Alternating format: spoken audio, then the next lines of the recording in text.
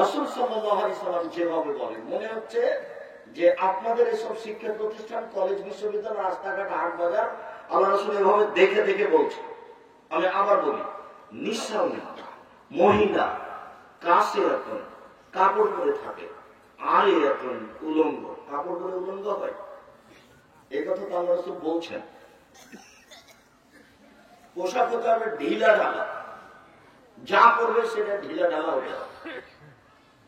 মহিলাতুন পুরুষকে নিজের দিকে আকৃষ্ট করবে, মায়লাতুন নিজেরা পুরুষের দিকে আকৃষ্ট হবে।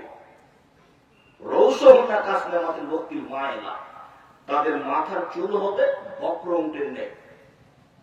কত যে ভাঁজ করে মাথার চুল সাজিয়ে রেখেছে, কেউ ছোট করে বড় করে, তার কোন হিসাব নেই। লাইফ খোলা জান্নাত, ওরা জান্নাতে যাবে না, জান্নাতে তো যাবে না, যাবে না, জাহান্নামে যাবে। ওলা ইয়াজিদুনা রিহাহা, জান্নাতের গন্ধ পাবে না, যে গন্ধ 1 বছরের দূরত্ব পথ থেকে পাওয়া যায়। আমি অনুবাদক, হাদিস মুসলিম।